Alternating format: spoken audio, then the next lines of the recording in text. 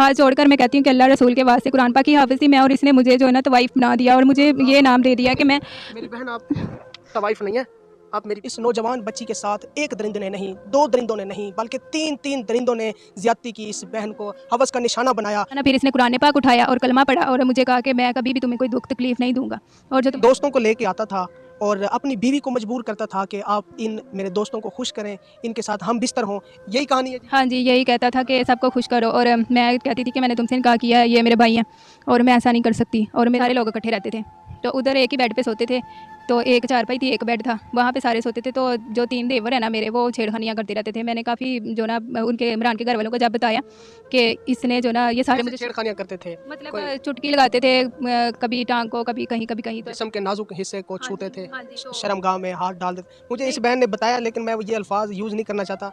एक औरत को, एक पत्नी को क्या क्या करना पड़ता है अपने रिश्ते को बचाने के लिए पाकिस्तान के अंदर। रात को जब वो लड़की सो जाती थी, औरत सो जाती थी, तो उसका पति आता था, पहले उसका पति करता था, फिर उसका देवर कमरे में आता था, फिर उसका जेठ कमरे में आता था, फिर उसका ससुर कमरे में आता था, और बारी बारी सभी लोग इस लड़की के साथ जो है गलत काम करते थे, और बाद में इसको भाई धमकी देते थे कि हम तुम्हें तलाक दे देंगे।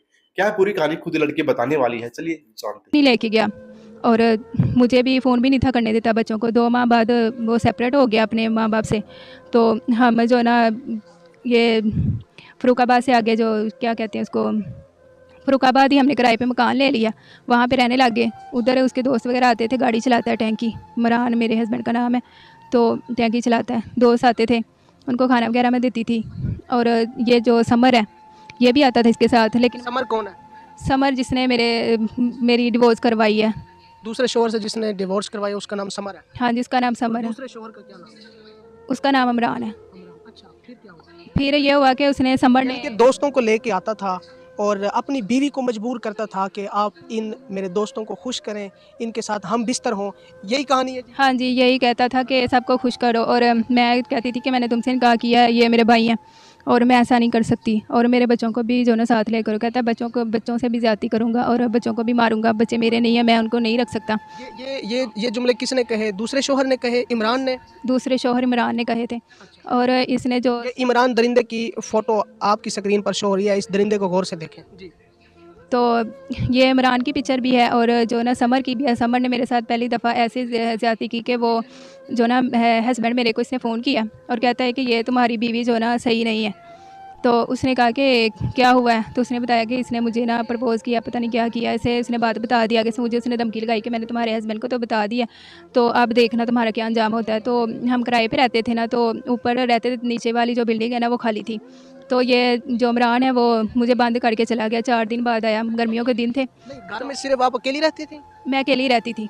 जब वो आप मुझे कॉल करके बता रही थी कि एक ही घर में सब सोते थे, उसके भाई भी, उसकी जो वो 2 महीने में भाभी हैं वो भी एक बेड पे सोते थे, वो क्या सीन है? आपके देवर ने आपके साथ भी ज्यादती करने की कोशिश की थी, ज़रा खुल के बताएं। अल्लाह पाक ने आज आपको मौका दिया है, पूरा पाकिस्तान आपको देख रहा है। जो इमरान है ना, इमरान के 8 भाई हैं, और वो जो ना 3 कमरे थे उसके, 2 भाई जो है ना उनके बच्चे थे 4-4 5-5, तो बड़े भाई जो हैं वो जो अलग-अलग रहते थे, और एक कमरा एक बरामदा था, उसमें 4-5 जो ना भाई और 3 2 उसकी बहनें और 2 हम, एक इमरान मैं और उससे बड़ा जो है उसकी भाभी इमरान की, वो हम सारे लोग इकट्ठे रहते थे। तो उधर एक ही बेड पे सोते थे, तो एक चारपाई थी एक बेड था, वहाँ पे सारे सोते थे। तो जो 3 देवर है ना मेरे, वो छेड़खानियाँ करते रहते थे। मैंने काफ़ी जो ना उनके इमरान के घर वालों को जब बताया कि इसने जो ना ये सारे मुझे छेड़खानियां करते थे, मतलब चुटकी लगाते थे, कभी टांग को कभी कहीं तो जिस्म के नाजुक हिस्से को छूते थे, हाँ जी, तो शर्मगाह में हाथ डाल देते। मुझे इस बहन ने बताया, लेकिन मैं ये अल्फाज यूज़ नहीं करना चाहता।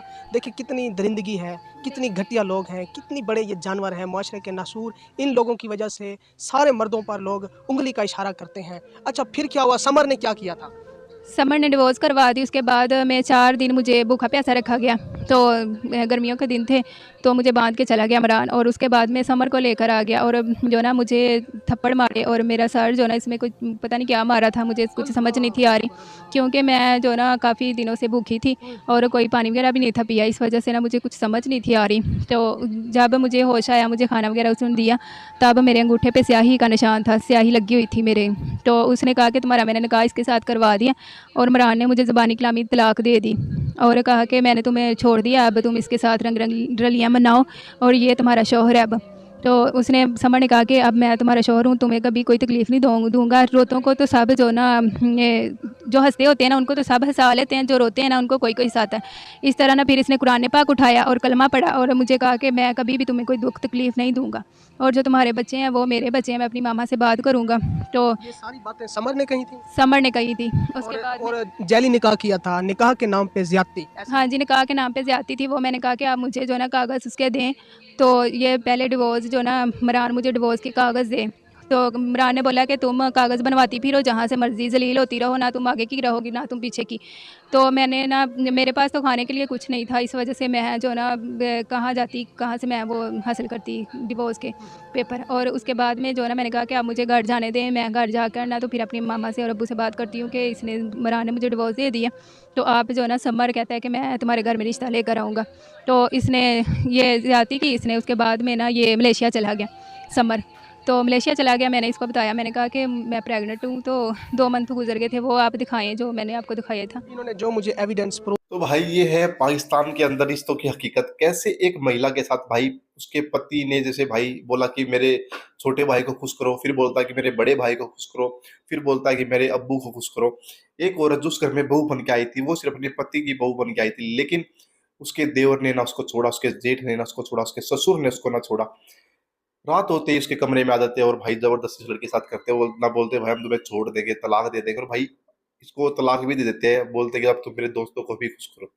तो भाई महिला की इतनी ज़्यादा इज्जत इस्लामिक देश पाकिस्तान के अंदर है। कैसे मतलब इस्लाम की एक असली हकीकत पाकिस्तान के अंदर है, मौजूद है, और कैसे बदनाम किया जा रहा है महिला की इज्जत को, महिलाओं को।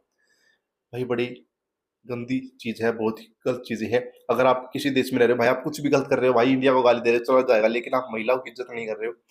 महिलाओं को संस्कार जो नहीं मिल पा रहे वहाँ पे, जो मर्द उनकी रिस्पेक्ट नहीं करते, ये पाकिस्तान के अंदर देखने को मिलता है।